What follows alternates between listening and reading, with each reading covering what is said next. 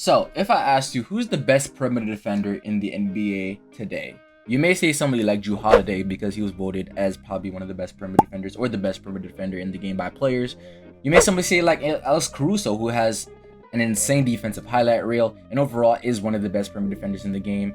You may go with a more obscure answer, may like PJ Tucker, Dylan Brooks, who have the defensive accolades and has a reputation, but also has some not so great defensive moments, so you may be hesitant on picking them also.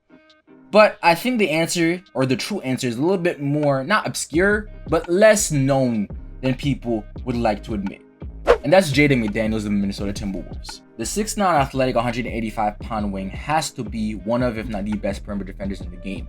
Elite length to be able to guard players that are not only taller than you, but players that have a little bit more size than you. Elite hands to get into the passing lanes and strip players going up. Elite feet to stay in front of your guy, but also amazing recovery speed and length to help you block and affect shots when even guys get past you. And some of the greatest shot blocking instincts I've seen from a forward/guard spot in the NBA right now.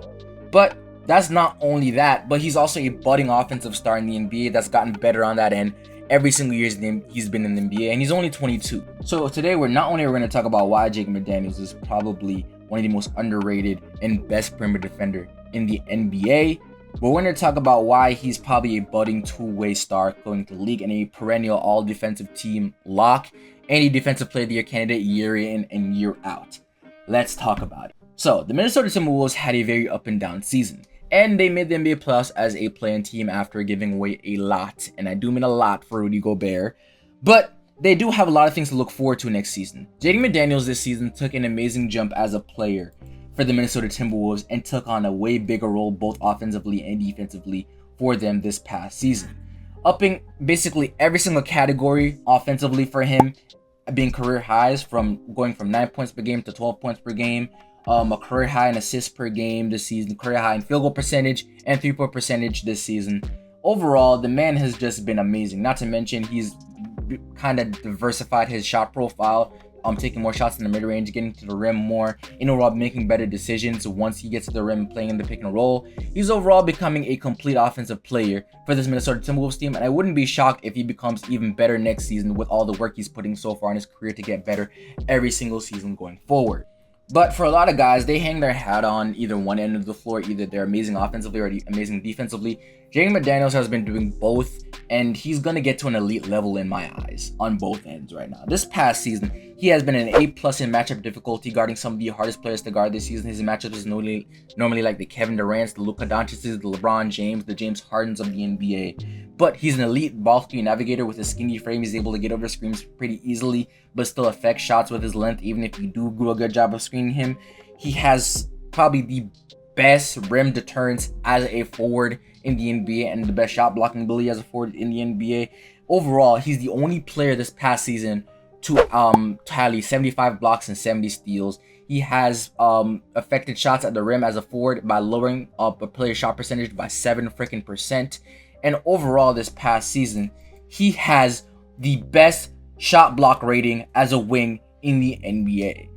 This isn't just normal defensive things this man is doing. He's filling up the stat sheet, and people may not see it as crazy defensive game because he doesn't tally gaudy steal and block numbers, even though he did lead all wings in blocks this season. He only averaged a block and a steal per game, which isn't crazy numbers, which is why I think also a reason why he didn't make all defensive team this past season.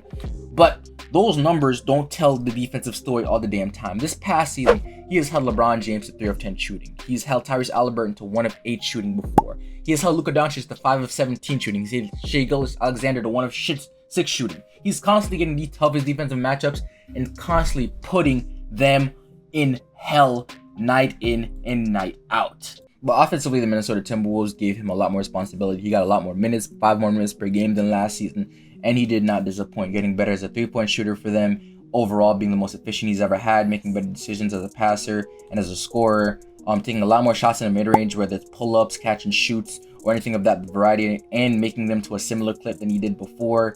And he's also getting to the rim a lot better and shooting about 75% at the rim this past season.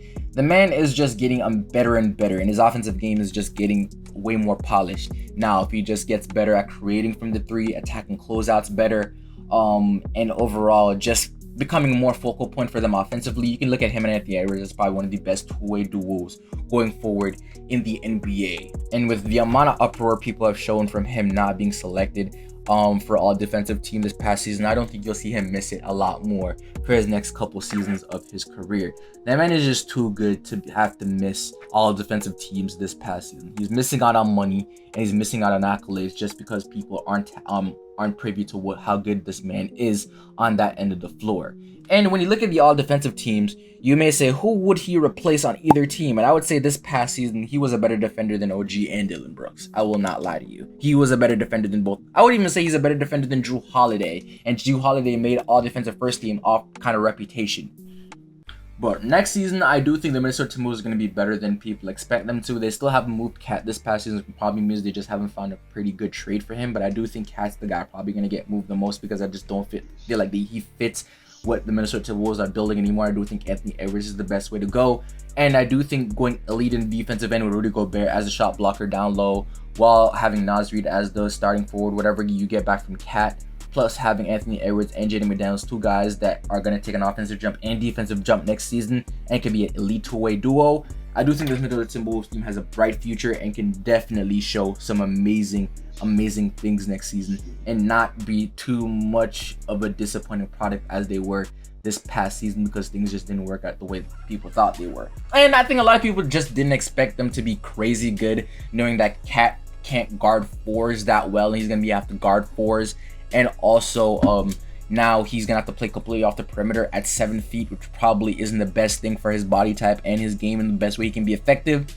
So overall, I really do hope I see the Minnesota Timberwolves do make some changes next season. Hopefully we see them actually, find a actual scheme and actually build around Anthony Edwards and him as your core guy and then build around him with the other pieces. They did a good job of re-signing Naz Reid this past season. And I just do think that this team has a very, very bright future. So let me know what you guys think in the comment section down below. Do you think Jaden McDaniels can be one of the best defenders in the NBA or is the best defender in the NBA? Do you think he can be an elite two-way player for the rest of his career? Do you think he can get to that Paul George level in his career offensively while still keeping the same defensive versatility? Let me know in the comment section down below. With that being said, if you stuck around to the end, I want to say thank you. And there's two videos that you may like right here. One where I talk about Anthony Edwards and how he's probably a budding star in the NBA, and one where I talked about Jaden McDaniels even last year and predicted this was going to be the outcome this year. So if you want to check out either of those, go ahead. With that being said, it's up for B. That's my time. I'm out.